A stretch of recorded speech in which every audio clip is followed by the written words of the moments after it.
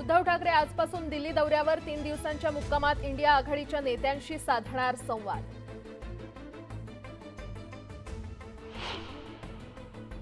आमदार अपात्र प्रकरणी सुप्रीम कोर्टात सुनावणी। सरन्यायाधीश धनंजय चंद्रचूड यांच्या 3 सदस्य खंडपीठापुढे होणार सुनावणी।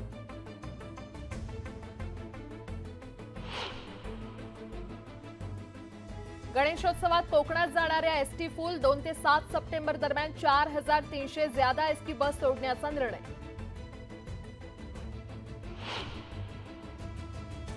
मध्य रेल्वेच्या 20 गणेशोत्सव विशेष रेल्वे गाड्या उद्यापासून आरक्षण सुरू होणार।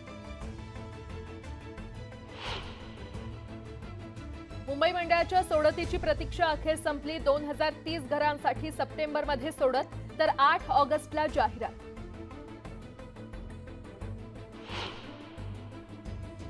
%47 महिला पुढील 2 वर्षात नोकऱ्या सोडण्याची शक्यता। भेदभाव, असमान वेतन आणि अत्यल्प वेतन वाढीमुळे महिला असमाधानी।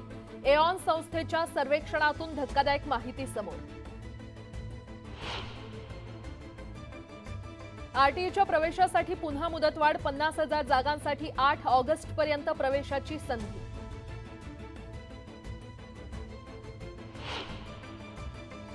पॅरिस ऑलिम्पिकमध्ये भारताची पैलवान निशा दहियाचा उपांत्यपूर्व फेरीमध्ये पराभव। खांदा डिस्लोकेट होऊनही निशा लढली, मात्र उत्तर कोरियाच्या कुस्तीपटूकडून निशाचा पराभव।